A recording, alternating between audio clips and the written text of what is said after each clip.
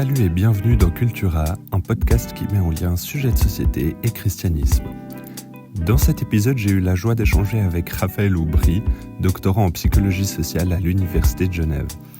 Avec lui, nous avons creusé les questions autour des réseaux sociaux et comment ils impactent notre santé mentale, notamment lors du développement de notre personnalité et de notre identité. À la fin de la discussion, Raphaël donne aussi des pistes pour avoir une relation plus saine vis-à-vis des réseaux sociaux. Et perso, j'essaie de les mettre en pratique et je ressens une réelle différence. Donc j'espère que ce podcast t'apprendra aussi des choses et comblera, du moins en partie, ta curiosité sur le sujet. Allez, bonne écoute! Salut, bienvenue dans Cultura, l'épisode qui met en lien un sujet de société et christianisme. Et aujourd'hui, je suis avec Raphaël Aubry et on va parler de réseaux sociaux et d'une certaine manière de leur intrusion des fois dans notre intimité, un petit peu le changement de notre regard au monde. Avec Yves, il y a quelques épisodes, on avait déjà fait un épisode sur les réseaux sociaux, un petit peu de la question de l'identité et on a vite effleuré quelques questions, on va dire, un peu plus politiques qui pouvaient être générés par les réseaux sociaux. Mais ici, je suis avec un spécialiste de la question qui fait aussi de la recherche par rapport à ça. Et du coup, salut Raph, comment ça va? Est-ce que tu pourrais te présenter? Hello, je te remercie de m'avoir invité sur ton podcast. Ça fait plaisir. Je pense qu'on va avoir un bon moment. Surtout que c'est une thématique intéressante sur le temps que ça prend dans dans notre quotidien, tout simplement. Et c'est aussi une thématique qui est aussi parlée dans les médias parfois et du coup, ça suscite de nombreuses questions. Donc en deux mots, qui je suis? Je m'appelle Raphaël, comme tu l'as dit. Je suis assistant doctorant à l'Université de Genève. Donc je fais de la psychologie sociale. La psychosociale, qu'est-ce que c'est en une phrase? C'est l'influence de la présence des autres, qu'elle soit réelle, imaginaire, symbolique, sur nos comportements. Comportements au sens large, ça veut dire nos émotions, nos pensées, le comportement à proprement parler, ce qu'on fait. Et à côté de ça aussi, j'ai une petite fibre entrepreneuriale où avec ma femme, on développe un projet sur la même thématique, un projet éducatif qui vise à accompagner les parents concernant le tumulte de questions et inquiétudes qu'on peut avoir euh, par rapport à l'utilisation du numérique de ces enfants et les effets que ça a sur ceux-ci, sur eux. Ok, ok, trop stylé. Et je me réjouis déjà beaucoup de la discussion. On a déjà regardé un petit peu les questions ensemble de ce qu'on va aborder. Et des fois, dans Cultura, j'aime bien poser la question aux gens directement, le rapport avec le thème qu'on aborde. Dans ce cas-là, les réseaux sociaux. Et genre, en fait, on parle de quelque chose d'un peu intellectuel, enfin, on utilise des mots pour l'exprimer, mais en fait, ça nous concerne directement dans nos réalités. Et du coup, j'aurais envie d'abord de te poser la question à toi, Raphaël. Comment est-ce que tu gères toi-même tes propres plateformes de réseaux sociaux? J'ai trouvé que c'était assez intéressant cette question. Ça m'a replongé aussi avec un côté historique sur quel était mon premier réseau social. Et je pense que ça remonte à MSN quand j'avais 12 ans, donc il y a ouais, presque 15 ans maintenant. Ouais, il y a 15 ans, où j'ai 27. Donc c'était assez primaire dans le sens où tu avais juste ton adresse mail et puis tu devais te connecter sur l'ordinateur familial et tu regardais si tu avais reçu des messages durant la semaine ou autre. Et c'est assez lointain de notre vécu aujourd'hui.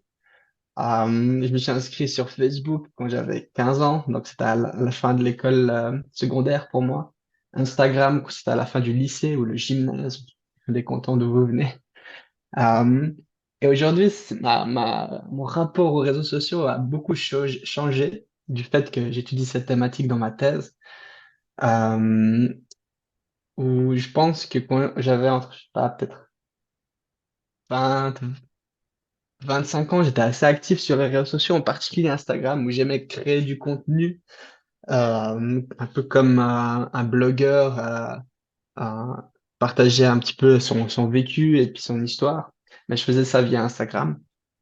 Et puis j'ai arrêté de faire ça quand j'ai commencé un peu ma thèse.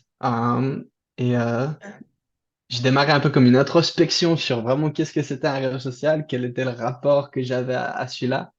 Et maintenant, je dois avouer que j'ai beaucoup d'appréhension aux réseaux sociaux. Je suis pas on peut distinguer les technophiles des technophobes. Des fois, c'est deux catégories. Je me considère pas comme un technophobe, mais plutôt quelqu'un qui est technophile, du coup, qui aime les nouveautés. Mais en même temps, quand je fais la balance sur tous les pour et les contre, j'ai l'impression qu'il y a plus de contre que de pour quand même sur ces réseaux sociaux. Est-ce qu'on Et pourrait dire qu'il y a une troisième catégorie, genre les technosceptiques? Est-ce que tu es dans cette euh, catégorie? ou il pourrait y avoir de ça, ouais. Ensuite, des fois, les sceptiques sont aussi ceux qui sont phobiques. Et puis, m- mais sceptique, ça serait le bon terme s'il y a un sain rapport à la critique, je pense. Une réelle quête, je pense, d'une sorte de vérité où on a vraiment envie ouais, d'avoir un bon regard, un bon jugement sur ce qu'est un réseau social et comment est-ce qu'il nous influence. Et puis, et cette quête-là nous amènera à voir des pour et des contre et à chacun de voir si le jeu en vaut la chandelle. Ouais. Merci. C'est intéressant justement l'évolution que tu retraces là en 15 ans. On a le même âge, donc pour moi c'est un petit peu similaire en mode, moi je me rappelle mes parents, ils m'avaient dit, tu as le choix entre MSN et Facebook. Et ils voulaient pas que je sois sur un des deux, comme s'ils avaient déjà une réserve à cette époque-là. Ils voulaient pas que je sois sur les deux, mais juste un des deux. À ce moment-là, j'ai Ouais, choisi Facebook. En termes de durée dans le temps, je pense que j'ai bien fait parce que j'ai toujours un compte, même si je l'utilise beaucoup moins qu'avant. Et puis, euh, ouais. et puis Insta, bon, je suis pas méga actif dessus en vrai. Je crois que j'ai fait 2 posts en un an, donc voilà.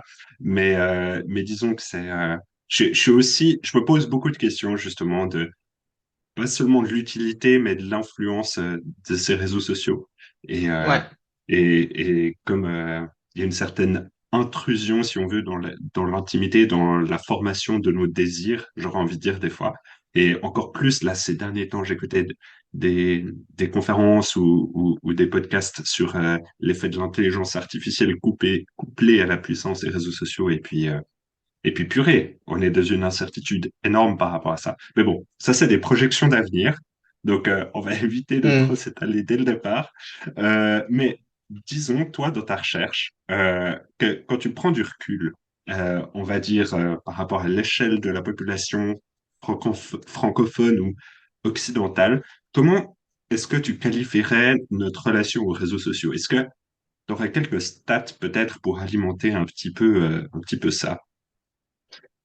Ben, un premier truc qu'on peut se poser comme question, c'est tout simplement le temps que ça nous prend. Il y a l'étude James qui a été faite en 2022. C'est une collaboration entre l'Université de Zurich et Swisscom. Ils ont recruté plus d'un millier de jeunes entre 12 et 19 ans en mai-juin de 2022, l'année passée. Et c'est une étude du coup, qui se répète d'année en année. Et il y a environ 3 heures et 14 minutes par jour sur Internet pendant la semaine qui est allouée par les jeunes. Il y a environ 3 heures par jour durant la semaine pour le téléphone. Et le week-end, ça monte à 4 heures et 15 minutes. Euh, donc ça, c'est vite des gros chiffres. Dans mes études, donc là, je suis en train d'écrire un papier sur l'influence entre comparaison, dépression et sur les jeunes adultes euh, lors de l'utilisation des réseaux sociaux, en particulier d'Instagram. Et puis, j'ai sur 3 études qui regroupent environ 600 jeunes adultes, principalement de Suisse romande. C'est environ 1h20 d'Instagram par jour. Euh, donc, c'est vite des gros chiffres, en fait. Euh, si on compare à les recommandations de l'OMS juste pour le- les activités physiques, il me semble que c'est 5 fois 30 minutes qui seraient recommandées. Donc, juste pour 5 fois 30 minutes d'activité physique, ça a un impact sur notre bien-être, sur notre euh, corps et sa santé. Donc, on peut questionner l'influence de tout ce temps que ça a, qui dépasse largement. la recommandation de l'OMS en matière d'activité physique, mais cette fois-ci, du coup, pour quelque chose qui sera potentiellement à risque pour leurs utilisateurs. Ouais, c'est huge, c'est vraiment énorme. Et là, tu dis vraiment, on va dire à un temps T, tu cites des études qui ont été faites, euh, genre ces 2 dernières années en gros. Est-ce que tu as une perspective, on va dire en gros sur le temps qu'on disait avant, sur les 15 dernières années? Parce que l'utilisation a augmenté non seulement en termes de personnes qui se sont inscrites sur ces plateformes, mais aussi en termes de temps passé dessus. Est-ce que il y a une évolution certaine ou finalement ça s'est juste fait avec les nouvelles générations qui sont arrivées? Oui, il y a une évolution certaine en matière de temps d'utilisation qui est progressif. Ces études James qui ont été faites justement sur plusieurs années, qui ont été répétées, le montrent en termes de temps qui est alloué. Ensuite, on pourra s'intéresser un peu plus tard dans ce podcast sur l'influence que les médias, l'utilisation du numérique peut avoir sur différentes variables comme les symptômes dépressifs, l'isolement, etc. Et Hmm. c'est des chercheurs aux États-Unis en particulier, Trench et puis Height, qui sont vraiment intéressés sur la thématique et spécialistes qui montrent que il y a des liens très étroits qu'on peut faire. Euh, Ensuite, la question, ça va pas juste uniquement le temps d'utilisation, mais peut-être aussi la manière de l'utiliser. Il y avait une chercheure en Suisse qui s'appelle Moller Kuo, qui est une épidémiologiste qui a montré que durant le début de la pandémie, le premier lockdown, ensuite c'est du coup des chiffres qui vont être en dessus probablement d'une réalité sans pandémie, mais c'est quand même intéressant de savoir que dans une population âgée entre 12 et 25 ans, donc là on parle de plus de 2000 participants, qui est assez représentatif pour la Suisse. Il y avait 30% des enfants qui atteignaient des critères pour ce qu'on appellerait une utilisation problématique d'Internet et 21% des jeunes adultes. Donc Ouais, ça c'est fait énorme. plus d'une personne sur cinq. Hmm. Ouais, purée, c'est énorme. C'est fou. Et en fait, en préparant cet épisode, euh, je pensais aussi à ce film documentaire qui, en anglais, c'est The Social Dilemma. En français, je crois qu'il est sorti sous le nom de Derrière nos écrans de fumée. Il est sorti il y a environ 3 ans. Et on va dire, le documentaire a eu un impact assez fort, non seulement parce que il montrait comment les personnes pouvaient réagir vis-à-vis des neurosociaux, des réseaux sociaux, que ce soit les shoots de dopamine de nos neurones. Voilà, j'ai fait un laps. Donc, on va dire la dépendance un petit peu que ça génère chez nous. Et puis aussi la logique des entreprises qui sont derrière, qui vont créer finalement un mécanisme d'addiction pour nous. C'était un petit peu ce qui était, on va dire, nouveau dans ce documentaire qui est sorti au public. J'ai envie de dire, ça fait déjà 3 ans qu'il est sorti. Il y a plusieurs choses qui se sont passées entre-temps. Et est-ce que toi, tu as vu, en tant que psy-chercheur, et est-ce que tu as vu des évolutions un petit peu depuis que ce documentaire est sorti? Je dis des évolutions en termes de perception des réseaux sociaux chez les gens et finalement de l'impact que ça peut avoir sur eux. Tu vois, un petit peu, genre, la conscientisation du problème. Genre, on sait que ça peut créer une dépendance, mais on n'a pas vraiment les mots pour dire que c'est vraiment une dépendance. Ouais. Alors, il y a un débat dans la littérature scientifique sur est-ce qu'il y a effectivement une addiction aux réseaux sociaux. Il existe des échelles qui mesurent cela, qui sont valides, mais je pense pas qu'actuellement il y a un consensus sur cette terminologie d'addiction aux réseaux sociaux. Si on prend d'autres addictions à d'autres substances, il y aura une caractérisation avec des symptômes physiologiques qui peuvent être assez forts, comme le fait d'avoir le fait de trembler excessivement jusqu'à en tomber par terre, convulser. Euh, je vois difficilement quelqu'un qui ne peut plus aller sur Instagram commencer à convulser par terre. Alors, en tout cas, à ma connaissance, pas. Peut-être ça existe. Donc, l'addiction, elle prend place et prend forme différemment. Ensuite, ceci étant dit, il y a d'autres chercheurs qui pensent plutôt que oui, on peut parler d'addiction aux réseaux sociaux, qui ont adapté en fait d'autres terminologies d'addiction pour d'autres substances à celle de l'utilisation des réseaux sociaux. Donc, ils ont pris des catégorisations qui sont assez officielles, s'appelle l'ICD-10. Donc, c'est une classification internationale des troubles mentaux et qui reprennent les mêmes items et qui ont créé une échelle pour pouvoir mesurer ça.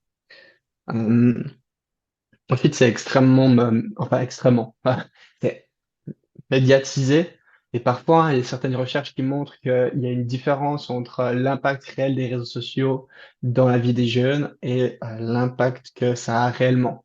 Donc oui, il y a un effet négatif, euh, mais on peut surestimer cet impact négatif, notamment en raison du fait que ces effets négatifs sont médiatisés. Ensuite, Ok. pour l'évolution que ça a de certains documentaires, de ce documentaire, euh, ce que je ne sais pas si c'est en lien précisément avec ce documentaire, mais il y a des chercheurs qui se positionnent aussi politiquement contre l'utilisation des réseaux sociaux en dessous d'un certain âge. Et je pense en particulier à Jonathan Haidt, qui fait actuellement des revues collaboratives internationales avec beaucoup de chercheurs qui euh, participent à celle-ci pour pouvoir faire un peu l'étendue de qu'est-ce que nous savons scientifique sur l'impact des réseaux sociaux sur les jeunes.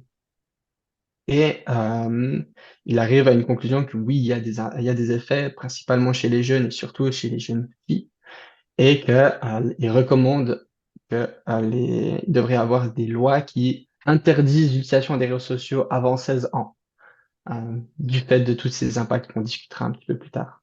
Donc, il y a une prise de position, politique de certains chercheurs à l'international pour monter l'âge légal de 13 ans à 16 ans.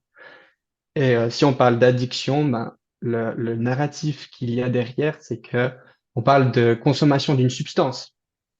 Il ne s'agit pas simplement d'une plateforme, d'une interface, il s'agit d'une substance. Est-ce qu'on la raisonne?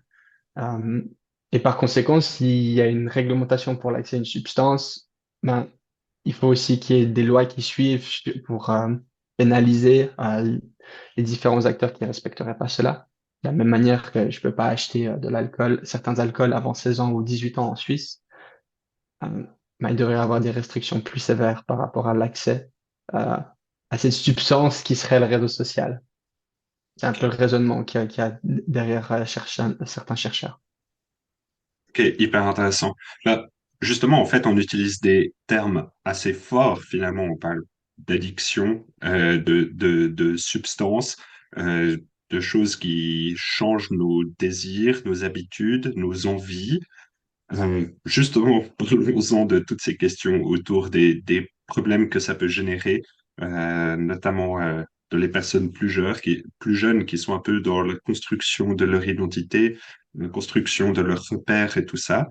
Toi, en tant que chercheur, en tant que psy, euh, que, qu'est-ce que tu vois comme danger là-dedans? Est-ce qu'on n'exagère pas un peu des fois ou est-ce qu'il y a vraiment de quoi se faire du souci? Alors, la question un peu sous-jacente, c'est, est-ce qu'il y a effectivement une augmentation de certains effets comme les symptômes dépressifs, l'isolation, etc. Et deux, est-ce que ces effets-là qu'on observe dans les trends ces dernières années sont reliés ou pas à l'utilisation des médias ou plus spécifiquement des réseaux sociaux?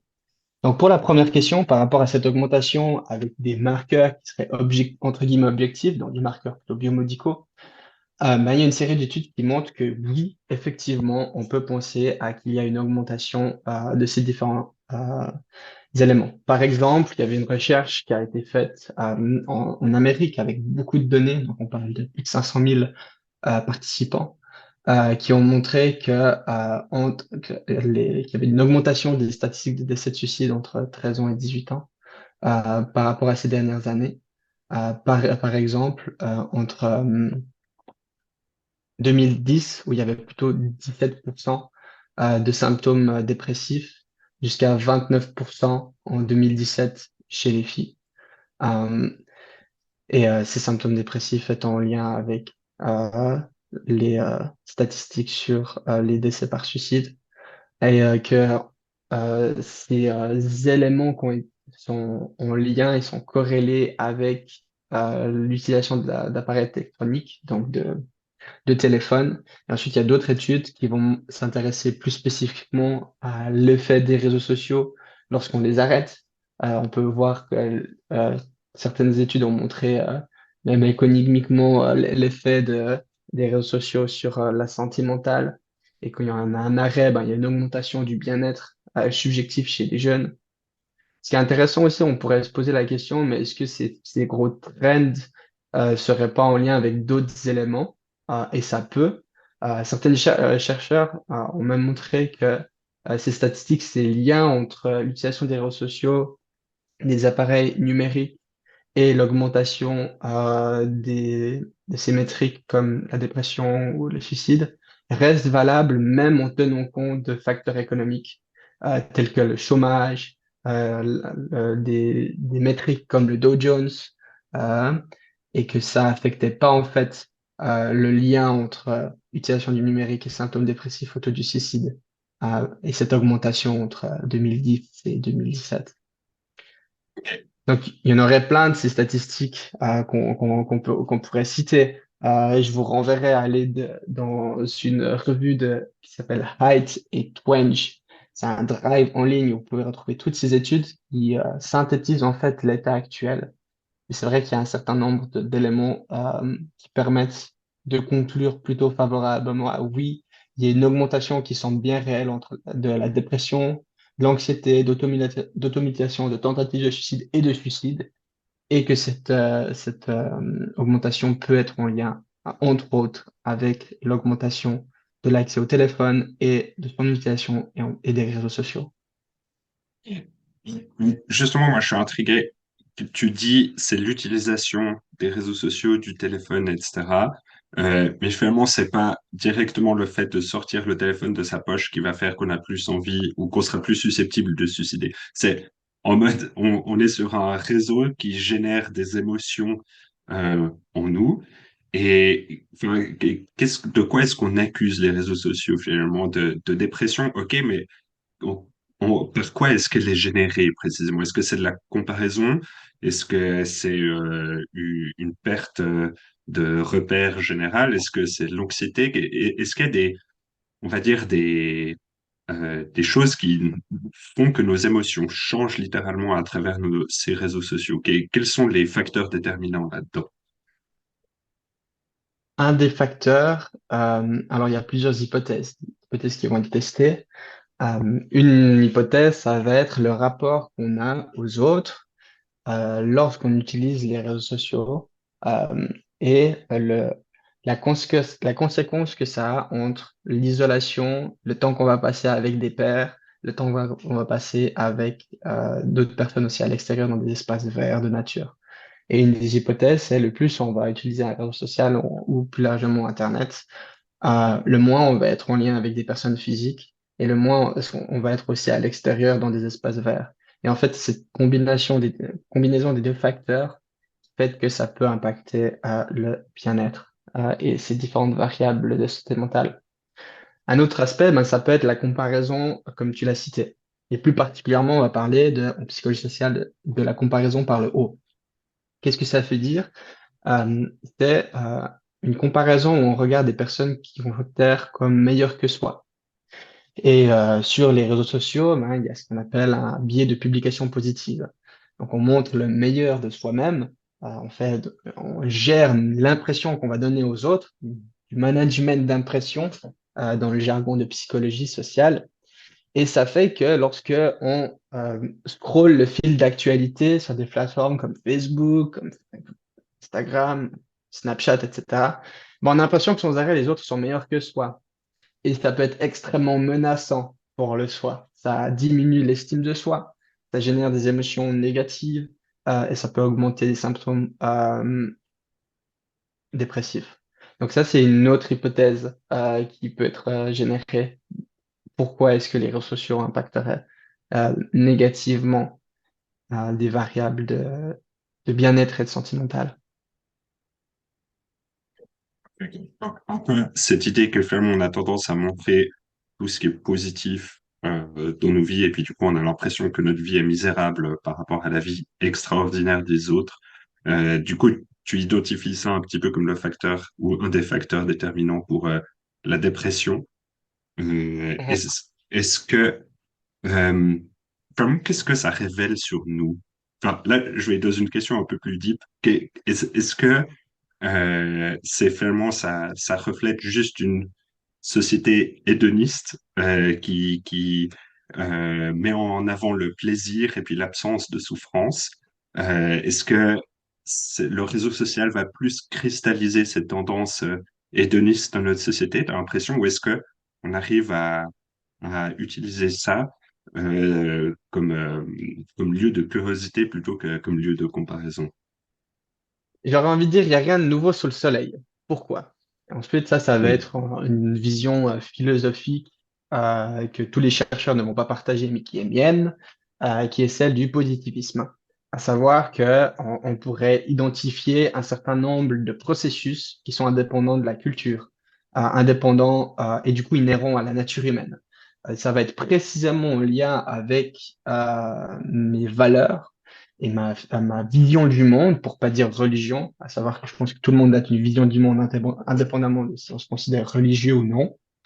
Euh, Cette vision du monde, elle est caractérisée par un Dieu créateur. Un Dieu créateur, du coup, qui met un ensemble de caractéristiques à l'humanité, à l'être humain, et du coup, on va pouvoir identifier un certain nombre de processus psychologiques, soit personnels, on va parler de psychologie de la personnalité, soit qui vont naître de l'interaction avec la situation. Bien que je sois un psychologue social qui s'intéresse à l'influence des autres sur notre comportement, je pense qu'on a une personnalité en tant que telle, et du coup, des caractéristiques qui sont immuables indépendamment de la culture. Et plus que ça, indépendamment du coup du type de culture et à quelle époque on est.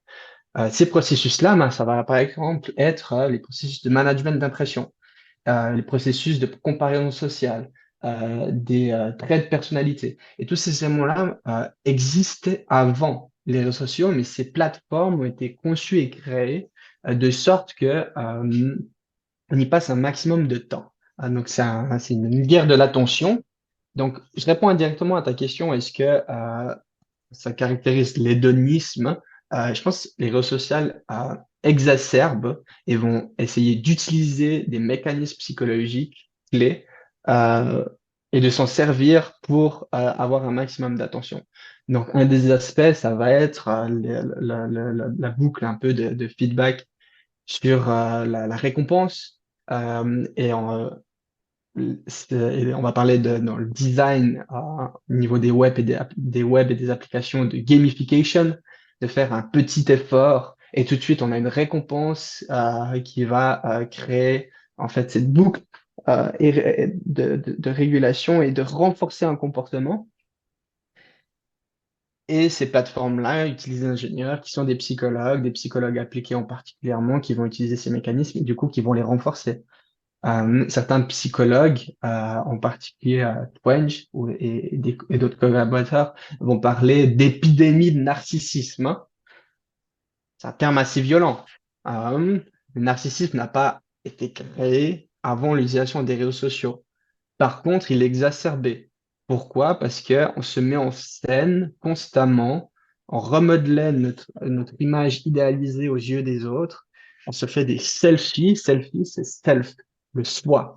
Donc tout est centré sur soi et du coup, l'interface va cibler des processus qui étaient préexistants à leur existence et qui, à mon sens, vont les augmenter. Dans la vie de tous les jours, on ne fait pas autant de comparaisons par le haut que l'on fait sur une plateforme comme Instagram.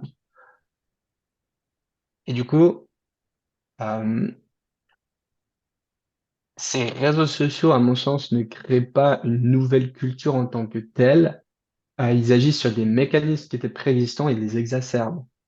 Le narcissisme, les comparaisons par le haut, c'est une quête de feedback social sans cesse, à essayer de s'évaluer, de s'estimer où est-ce qu'elle est ma position hiérarchiquement par rapport aux autres. Donc, on va parler de feedback social. Et du coup, ces réseaux sociaux vont exacerber ça. Et ça crée en fait un rapport aux autres qui va être différent. Donc, on aura des mécanismes, des processus de psychosocial qui vont découler de ces phénomènes. Euh, En particulier, ben là, on va parler de la dépression, d'anxiété et autres, euh, et qui alarment certains épidémiologues sur la scène internationale. C'est hyper intéressant parce que j'ai l'impression au début, les réseaux sociaux, il y avait presque une volonté altruiste de finalement donner la voix à tout le monde, de se dire que chacun était au même niveau et puis arrive à dire ce qui se passe dans sa vie, arrive à faire un petit peu de journalisme de son côté. Je presque envie de dire que Cultura, c'est un petit peu ça. Mais Ouais. et finalement, c'était un peu comme si chaque identité peut s'exprimer à sa manière dans le même paysage médiatique. Et en même Mhm. temps, le fait que chaque identité puisse faire ça dans le paysage, il a fallu trouver un étalon commun qui est le nombre de vues, qui est le nombre de likes ou de repartages ou simplement la popularité qu'on peut trouver là-dedans. Et du coup, c'est comme si finalement, on a tous le même outil de comparaison les uns avec les autres. Et du coup, ça va faire émerger des superstars des réseaux sociaux qu'on appelle influenceurs ou peu importe. Et puis de l'autre partie, l'énorme autre majorité des utilisateurs des réseaux sociaux qui sont les personnes juste qui suivent ces personnes et qui ont forcément beaucoup, beaucoup moins de followers et qui se sentent peut-être beaucoup moins valorisées ou mises en avant. Et du coup, j'ai l'impression que ça crée un peu un paradoxe par rapport à l'intention initiale des réseaux sociaux, qui était chacun peut avoir sa voix, dire quelque chose, peut participer et contacter d'autres personnes, alors que c'était pas forcément le cas avant ou simplement plus difficile. Et en même temps, ça a créé un nouveau système de starification ou un peu de nouvelles stars qui est paradoxal par rapport à l'intention initiale. Est-ce Mhm. que tu constates un petit peu ce paradoxe-là ou est-ce que c'est exagéré de dire que les réseaux sociaux ont trahi leur début? Je pense que ce serait difficile de me prononcer sur l'intention de tous ces fondateurs, cofondateurs et directeurs d'entreprise actuels. Euh, J'aimerais bien discuter avec eux personnellement. J'ai pas encore le canal d'adresse suffisamment influent pour avoir des meetings avec Zuckerberg et compagnie. Euh, je pense qu'effectivement, il peut y avoir un certain nombre de bonnes intentions et puis parfois nos bonnes intentions peuvent s'avérer aussi néfastes. Et peut-être pour revenir à ce que tu disais, un peu de ce besoin de validation dans les réseaux sociaux, cette réalité que il y a un peu cette comparaison de toujours le mieux, etc. Un peu cette crise du narcissisme qui est jamais totalement nourri, puis on a comme besoin de le nourrir constamment. Qu'est-ce qui génère l'anxiété finalement dans ces réseaux sociaux? Ouais. Alors, je pense à ta question elle est en lien déjà avec des éléments qui sont inhérents à l'adolescence en elle-même. Les adolescents, Hmm. c'est qui? C'est des personnes qui sont très sensibles à l'acceptation et au rejet. Et du coup, d'autant plus par le biais des médias, des réseaux sociaux, et leur sensibilité émotionnelle accrue et le développement prolongé que ça a, mais ça peut leur rendre particulièrement réactifs aux médias et les émotions qu'elles suscitent. Euh, Très concrètement, les réseaux sociaux savent très bien cela lorsqu'ils targetent les personnes. Vers 2014, l'algorithme il a changé et c'est à partir de ce moment-là que certains chercheurs pensent qu'il y a un switch sur les effets potentiels que ça a sur la santé mentale et que l'algorithme n'est plus basé sur le partage d'informations, il est basé sur la réaction émotionnelle à l'information. C'est un autre paradigme. On n'est plus basé sur simplement partager des faits, des infos sur soi, sur autrui, sur le monde, sur le futur, notre passé. L'algorithme va favoriser l'interaction, la réaction émotionnelle au contenu auquel on est exposé sur ces plateformes. Et tu crois cela avec des adolescents qui sont hypersensibles à l'acceptation et au rejet, assimilés à une plateforme qui est hyper simplifiée au maximum sur le type de réaction qu'on a. Je like ou je ne like pas, je partage ou je partage pas, je m'abonne, déjà abonne, qui peuvent être qui sont en fait des messages qui peuvent être assez violents pour un adolescent qui est en construction identitaire, entre autres sociale, donc d'appartenance à des groupes. Et du coup, ça suscite des réactions qui peuvent être assez fortes. Plus récemment, en 2023, donc cette année, euh, il y a quelques mois, il est sorti une étude qui montre que, en fait, euh, plus on vérifie les réseaux sociaux et plus, en fait, ça modifie notre structure au niveau de notre cerveau, en particulier sur le système associé aux récompenses et aux punitions sociales. Qu'est-ce que ça veut dire concrètement? C'est une étude qui s'est intéressée, donc c'est une grosse étude sur 3 ans où on a suivi des élèves qui, au début de l'étude, avaient environ 12 ans et à la fin, du coup, ils en avaient 15. Et on va s'intéresser à voir quelles sont, en fait, certaines zones du cerveau qui vont s'activer, en particulier en lien avec le nombre de fois où on check les réseaux sociaux par jour. Et ce qu'ils ont montré, c'est très, très, très intéressant. Ils ont montré, en fait, que plus le temps passe, les individus qui checkent plus les réseaux sociaux activent plus des zones du cerveau qui sont en lien en fait avec le feedback social et les comparaisons. Autrement dit, plus je check les réseaux sociaux et les années s'écoulent, font que la structure de mon cerveau va faire que certains patterns neurobiologiques vont être suractivés, en particulier les processus qui incluent le feedback social et les comparaisons. Donc, en gros, plus le temps passe, plus je check les réseaux sociaux, et plus en fait je me demande, mais qu'est-ce que pensent les autres de moi? Est-ce que je suis meilleur ou pire que lui? Est-ce que lui me veut du mal? Et puis, est-ce que je vais arriver à faire telle chose de l'autre personne? Etc., etc. Et du coup, on a des jeunes hypersensibles à ces éléments-là. Et ce que cette recherche montre, c'est que alors qu'on est déjà de base sensible en tant qu'adolescent sur ces questions d'inclusion dans des groupes, de participer à cette dynamique-là, et des émotions que ça suscite, ben, plus on utilise ce réseau social-là, ben, plus en fait ça va exacerber ce processus qui était potentiellement déjà négatif à la base. Donc, au niveau du développement, et ça c'est peut-être un autre élément de réponse à ta question sur pourquoi un réseau social pourrait être négatif à la santé mentale de son utilisateur, c'est en fonction de l'âge qu'a l'utilisateur. Et probablement, ce que cette recherche indique, c'est que potentiellement, les personnes plus à risque, c'est les personnes plus jeunes.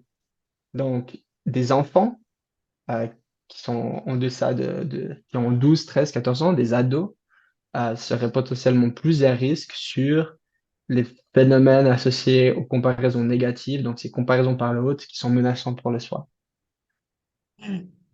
C'est tellement fort, en vrai, ce que tu racontes là, de finalement, ça nous forge notre identité vis-à-vis des autres. Et du coup, est-ce que tu dirais que pour valider de plus en plus notre identité, on va continuer à alimenter nos réseaux sociaux, enfin, ou leurs réseaux sociaux, en l'occurrence des plus jeunes? Euh, et est-ce que finalement, en faisant ça, on n'attribue pas aux réseaux sociaux comme un rôle d'autorité, presque de parents indirects, on va dire, qui font que tu as de la valeur ou tu n'en as pas, et finalement, on leur confie un genre d'autorité vis-à-vis des autres. Enfin, c'est une plateforme qui va nous mettre vis-à-vis des autres. J'utilise pas ce mot autorité par hasard, c'est aussi que j'avais lu en faisant un peu des recherches là-dessus que finalement les plus jeunes, ils vont chercher des réponses, par exemple. sur l'anxiété ou, je sais pas, sur le dérèglement climatique ou tout ce genre de choses, pas forcément même sur Google, mais directement sur Insta ou Snap ou TikTok, etc. Et du coup, ça va aussi devenir un lieu d'information et d'autorité, mais où du coup, tout est mélangé sur la même plateforme, autant les questions identitaires que d'information. Et du coup, à ce moment-là, la plateforme devient un espace d'autorité. Et est-ce que tu as l'impression que c'est une lecture appropriée, ce que je dis là, que ça devient presque un parent de substitution qui dit tu as de la valeur ou pas, et voilà ce qu'il faut penser ou pas? Ok. Deux questions en une. Un, c'est d'abord quel est le niveau d'importance qu'on accorde à ces plateformes, euh, Hmm. en raison du fait que la majorité de ses amis, ses compagnons, de ses camarades y sont. Et oui, effectivement, on peut apercevoir que il y a une importance qui peut être assignée à ces plateformes parce que ça renvoie au statut social qu'on a chez les autres.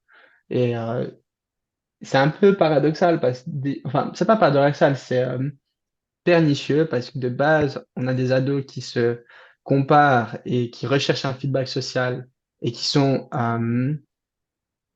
plus sensibles à ces informations-là. Et on a des réseaux sociaux qui vont exacerber d'autant plus cela, mais d'une manière qui peut être très délétère vu que euh, ça peut être extrêmement mouvant et très rapide, dans le sens où se désabonner de quelqu'un et l'ado qui remarque qu'on se désabonne, bah, c'est une information qu'il reçoit comme une micro-agression, tout seul dans sa chambre et puis il dit mais je veux plus de toi comme ami. Et, ça génère du stress. Et en particulier pour les personnes les plus vulnérables. Il y a une étude qui a montré que c'est les ados qui souffrent de dépression et qui, lorsqu'ils utilisent un réseau social pendant une vingtaine de minutes, ben, après cette vingtaine de minutes d'utilisation, ils ont un niveau de cortisol plus élevé et il n'y a pas ça chez les adolescents qui ne souffrent pas de dépression. Donc, qu'est-ce que ça veut dire? Les personnes qui sont plus vulnérables, après avoir utilisé simplement 20 minutes un réseau social, t'as le cortisol, donc qui est ce qu'on caractérise comme l'hormone du stress, mais c'est plus élevé. Et le cortisol est un facteur de risque aussi pour un ensemble de conséquences négatives pour sa santé physique et psychique. Euh, donc, je pense que c'est un enjeu important de savoir, enfin, c'est une question primordiale de se poser quelle est l'importance des réseaux sociaux pour les jeunes, parce qu'on confère effectivement un statut qui va nous influencer ensuite dans ces dynamiques identitaires. Euh, donc, il faut questionner à l'adolescent, mais qu'est-ce qui est réellement important pour toi? Et c'est pas si anodin que de discuter, d'accompagner des enfants et des jeunes sur qu'est-ce qui est important pour toi, euh, parce qu'il va aller dans ces endroits qui sont importants pour lui ou elle, pour le soi, pour des enjeux de construction identitaire, mais qui peuvent être négatifs ensuite. Euh, je me perds un peu dans ta question, elle était complexe. Ah, pardon, pardon. Euh, ou est-ce que je Non, continue à toujours... C'était toujours la première truc en lien avec le statut, en fait, de ouais, parent. Donc, ouais. j'essaie d'y répondre un peu indirectement en disant que le statut de parent, c'est se donner aussi des repères. Et ces repères, on les trouve au statut social qu'on renvoie. Et le statut qu'on renvoie, il est sur les réseaux sociaux et moins dans la cour de récréation. Euh, La comparaison avec donc, la cour de récréation est plus appropriée qu'avec les parents. Euh, mais disons, c'est un point de référence, en tout cas, pour les enfants, dans tous les cas. ouais. Et ensuite, la deuxième partie de ta question, c'était le statut qu'on confère aux réseaux sociaux pour la construction de la connaissance. En gros, euh, Mm. on a beaucoup d'informations qui sont pas juste en lien avec soi-même, mais aussi par rapport à notre opinion sur le monde, sur des enjeux climatiques, politiques, économiques, sur des enjeux sociaux, sur la religion, sur la science, etc. Et on confère est-ce qu'on confère plus de confiance à ça ou on confère plus de confiance à d'autres canaux usuels d'autorité, les parents, des experts scientifiques, les politiciens, etc. Ce qu'on observe, c'est qu'effectivement, il y a une diminution de la confiance à l'égard des politiques, et ces politiques s'expriment dans différents médias, mais on les attribue plus à des médias traditionnels. On observe aussi qu'il y a effectivement moins de jeunes qui regardent les médias traditionnels et vont plus regarder les médias nouveaux, les réseaux sociaux. Est-ce que c'est en lien avec ça? Je pourrais pas te répondre. Peut-être. C'est peut-être une des raisons. Ce qui, moi, me questionne plus, c'est pas nécessairement euh, est-ce qu'on confie plus d'autorité à une plateforme plutôt qu'à une autre. C'est en fait les processus de construction de la connaissance. Qu'est-ce que ça veut dire? Sur un réseau social, on a un algorithme qui nous montre ce qu'on a déjà aimé. Hmm. Il n'est pas intéressé à nous montrer différentes informations euh, pour qu'on ait un ensemble représentatif sur un sujet. Est-ce que, prenons un sujet polémique pour que ce soit plus concret, est-ce que les vaccins du Covid étaient nécessaires ou pas? Est-ce que c'est un grand complot par des big pharma ou pas? On peut être positionné par un oui tranché ou un non tranché à cette question.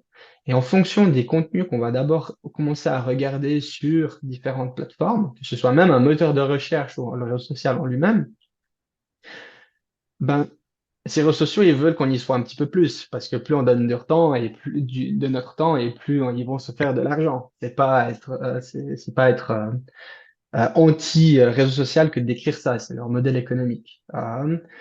Et du coup, je vais être mis dans une bulle qui va confirmer ce que j'ai commencé à lire. Et pour moi, c'est un grand danger, ce biais de confirmation.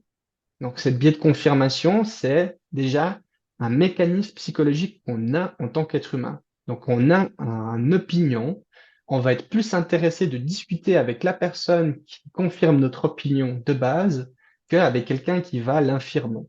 Donc, c'est déjà un défi dans la nature humaine, ce que je qualifierais pour moi de une des conséquences de ce qu'on appelle, dans la perspective judéo-chrétienne, de péché. Euh, c'est pas simplement un processus psychologique, il y a un rapport éthique en fait à ce processus-là. Et les réseaux sociaux, ben, ils vont à nouveau exacerber un processus qui était préexistant, ce biais de confirmation. Et du coup, ce qui m'inquiète plus, c'est plutôt cette spirale où on va s'enfermer dans une bulle associée à des opinions qui vont être assez tranchées, fortes, dichotomiques, etc. Euh, je me souviens avoir discuté une fois avec un ami, je trouvais intéressant quand il était plus jeune, alors même qu'il y avait beaucoup moins de réseaux sociaux, mais il y avait quand même une dynamique qui était dirigée par un algorithme, à savoir Google, avec Dailymotion ou des plateformes de ce type. Il a commencé à creuser des théories du complot et ça a eu un réel impact négatif sur son bien-être parce qu'il tout d'un coup, il perdait tout repère. Il commençait à se méfier de toute structure d'autorité. Le monde est futile. Il se demande si le monde est pas juste un vaste mensonge dans lequel je peux rien me raccrocher. C'est comme s'il tombait dans le vide et il y a une perte de sens associée à ça. Et ça, c'est une des conséquences que ça peut avoir. Il peut y en avoir plein d'autres. Mais pour moi, ce mécanisme de biais de confirmation dans le réseau social, c'est délétère. Certaines Hmm. personnes vont même crier que c'est un des plus grosses pierres d'achoppement à la démocratie. C'est pas anodin de ne plus pouvoir discuter avec des personnes qui n'ont pas le même opinion que soi. Parce qu'on est dorloté dans nos opinions, caressé dans la manière on aimerait que ça aille dans notre propre sens. Hmm. Donc c'est plus ça qui me fait questionner mon rapport à la construction de ma vision du monde, donc comment je comprends les choses. Et ces plateformes, ben, elles vont plutôt me pousser à me caresser dans le sens du poil. C'est littéralement le titre d'un livre que je conseille grandement à lire, c'est pour ceux qui lisent l'anglais, The Coddling of the American Mind de Jonathan Hmm. Haidt. Donc, coddling qui veut dire ben, caresser dans le sens du poil, grossièrement. Et je pense que ça, c'est quelque chose qui est négatif parce qu'on apprend dans l'opposition d'idées et pas en confirmant ses idées. Hmm. C'est la base même de la pédagogie. Il y a des auteurs qui ont montré que le conflit, c'est ça qui permet le progrès. On peut même mettre deux enfants qui savent peu de choses euh, et qui donnent, eux, une mauvaise réponse. Les deux donnent une mauvaise réponse à une tâche et on voit qu'ils évoluent euh, grâce au fait qu'ils ont deux réponses fausses différentes. Donc, même si tu mets deux enfants qui sont en train de faire une tâche, qui font fou à la tâche, mais leur réponse à leur tâche, elle-même est fausse et différente, ça va les faire progresser. Donc, il y a une idée de progrès dans la divergence des opinions et du coup, ces réseaux sociaux-là, je pense, vont constituer un obstacle à Hmm. cet apprentissage. Hyper intéressant. Je profite de l'occasion pour renvoyer à deux épisodes qu'on avait fait. Un sur enfin le complotisme, vérité alternative avec Yves. On parle aussi du biais de confirmation. C'était dans la deuxième saison. Et puis là, pour la troisième saison, on a commencé un épisode avec Ruben Bignette. Enfin, on a fait un épisode en entier, pas juste commencé, sur pourquoi sommes-nous divisés par des questions politiques et religieuses, qui est fait par le même auteur que le livre que tu viens de citer, Jonathan Haidt, qui est tellement pertinent sur ces questions-là. Donc, merci pour ces explications. Ça met des mots sur des ressentis, en tout cas que moi je pouvais avoir autour des réseaux sociaux. Et peut-être avant de mettre fin à ce podcast, je voulais te poser la question aussi parce que c'est ta spécificité. euh, comment est-ce que tu conseillerais les parents ou simplement des personnes euh, concernant le lien qu'ils peuvent avoir avec les réseaux sociaux? Enfin, t'as dit, tu penses plus tard te spécifier là-dedans, potentiellement faire ta startup par rapport à ça. Tu me corriges si je me trompe, hein, mais du coup, ça serait de conseiller les gens pour leur impact vis-à-vis des réseaux sociaux, que ce soit des enfants directement ou des parents vis-à-vis de leurs enfants. Qu'est-ce que tu vois comme possibilité, comme piste pour avoir un rapport plus sain aux réseaux sociaux? Est-ce que c'est possible déjà, selon toi? Mhm. Je suis quand même quelqu'un d'optimiste, donc je pense qu'il y a plein de choses qui sont possibles, hein, même si on dépeint quelque chose qui peut être assez négatif. Euh, Une personne dise il n'y a pas de problème, il n'y a que des solutions. Et j'aspire à vivre cette phrase. Euh, mon, la métaphore que j'utilise pour notre projet éducatif avec Colline, ma femme, c'est que les enfants sont jetés dans l'océan du digital sans avoir appris à nager. Le digital existe, il est présent, c'est un océan, on peut l'apprivoiser. Euh, Ceux qui voulaient aller dans l'océan, c'était un endroit qui était rempli de périples, de péripéties, mais aussi de victoires. Je pense pas que juste parce qu'il y a un océan et qu'on voit l'océan se déchaîner avec plein de vagues, il faut aussi avoir peur et le condamner. Je pense qu'il faut l'apprivoiser. Par contre, ça nécessite d'apprendre à nager. Ça nécessite de construire des bons bateaux qui sont sérieux, qui sont solides. Et la réalité, c'est que le digital a évolué très rapidement, beaucoup plus rapidement que ce qu'on pourrait imaginer. Même les personnes qui étaient à l'aube du développement, par exemple, les premiers ordinateurs, ils faisaient des prédictions, mais qui étaient complètement à côté de la plaque. C'est, je crois, à la fin des années 80, je ne sais plus quelle personne qui était en charge d'un business, d'une entreprise qui développait des ordinateurs et qui estimait qu'il y avait un marché qui n'était pas plus important que 5 ordinateurs dans le monde. T'imagines à quel point on était complètement dépassé sur ce qui allait nous arriver 40 ans plus tard. 40 ans avant, il y a quelqu'un qui pensait qu'il y avait un marché pour 5 ordinateurs. Là, C'est je suis incroyable. dans la chambre d'un ami qui aime bien jouer à des jeux vidéo et puis je vois un triple écran devant moi. C'est un gamer, il y a un gros ordinateur, il y a mon téléphone, il y a mon portable. Bam, bah, on est déjà dans sa prédiction, il y a déjà plus de 5 écrans dans la même pièce. Euh, donc cette phrase, je l'ai dit parce qu'on est complètement dépassé, à mon sens, sur comment bien réguler, bien s'approprier ce nouvel océan qui est le digital. Et à mon sens, on a besoin de héros. Et ces héros, pour l'instant, c'est pas l'État, c'est pas les réseaux sociaux, mais à mon sens, c'est les parents. Et il y a des héros qui doivent se lever pour apprendre à nager à leurs enfants dans ce monde-là. Si l'État ne va, à mon sens, c'est pas l'État de. J'espère qu'il y ait une meilleure régulation sur l'accès en fonction de l'âge. C'est un premier outil concret. Une meilleure régulation sur authentifier les personnes, pour que ce soit pas des bots, mais que ce soit bien des personnes physiques. J'espère que du coup, il y aura des meilleures régulations légales à ce titre. Mais mon espoir, c'est plutôt qu'il y ait une approche éducative par rapport aux réseaux sociaux. Euh, il existe quantité d'applications restrictives. On va mettre des comptes spécifiques pour les enfants de sorte qu'ils n'aient pas accès à telle ou telle application ou de manière restreinte. Ça peut être positif sur le court terme, mais ça l'est pas sur le long terme parce que c'est comme une béquille finalement. Ça va pas nous aider pleinement à remarcher. Ça va nous aider à traverser un temps douloureux. Mais du coup, il y a une transmission de compétences qui doit se faire entre parents et enfants dans la cellule familiale. Et du coup, c'est plutôt dans une idée d'accompagnement d'étape par étape. Euh, les parents qui n'utilisent pas les réseaux sociaux ou pour les futurs parents ou les parents qui sont déjà maintenant qui ont des réseaux sociaux, mais je pense qu'ils ont un ensemble de compétences qu'ils peuvent transmettre. Comme je l'ai dit avant, les réseaux sociaux vont exacerber des processus qui sont préexistants à ceux-ci.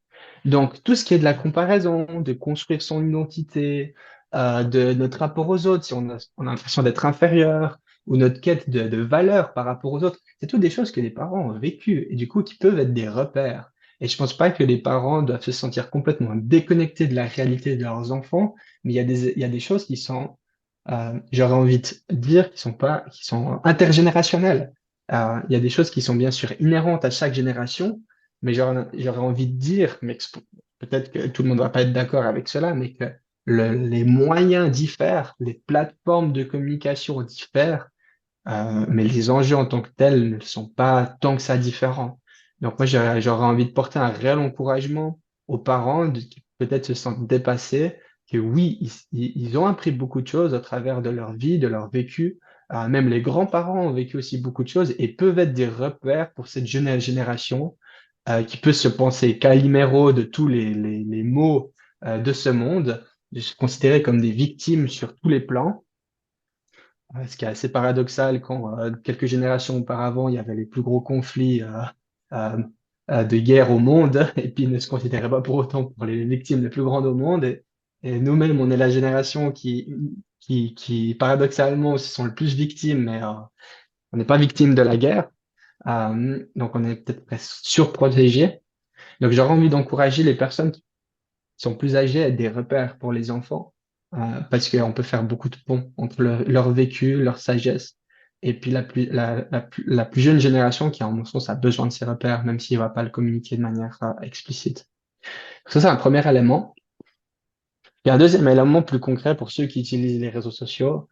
J'aime bien poser cette question un peu provocative qui est, mais est-ce que j'utilise les réseaux sociaux ou est-ce que c'est les réseaux sociaux qui m'utilisent? Et de prendre le temps à s'introspecter, réellement. Et pas juste se dire, ah ok, c'est catchy cette question, mais vraiment, je me pose, j'y réfléchis, et peut-être je mets mon téléphone de côté pour réfléchir, ou peut-être je vais me balader dans la nature, ou peut-être je vais prendre un temps pour discuter avec mes amis, mais sincèrement, se remettre en question et chercher par soi-même à découvrir ça. Et moi, personnellement, ce que j'ai appliqué, c'est les notifications, c'est terminé. Certaines personnes qui elles-mêmes sont les ingénieurs des créations de notifications n'utilisent pas les notifications.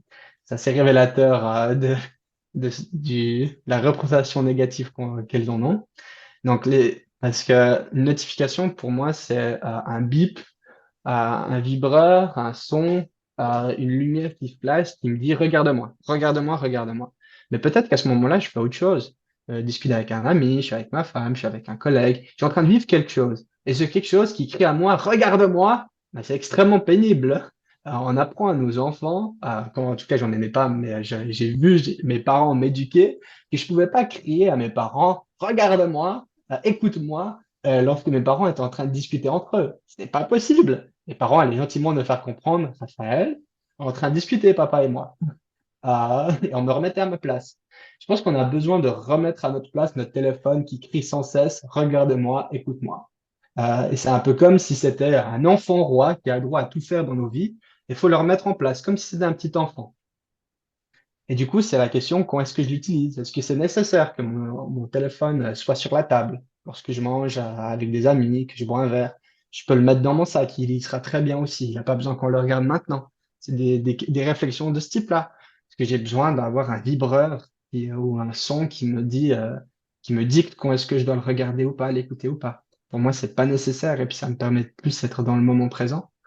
Euh, il peut y avoir des astuces, je pense, qui peuvent être intéressantes pour mieux s'approprier nos appartements, nos maisons, etc. Très concrètement, chez moi, dans mon appart, j'ai une boîte à téléphone.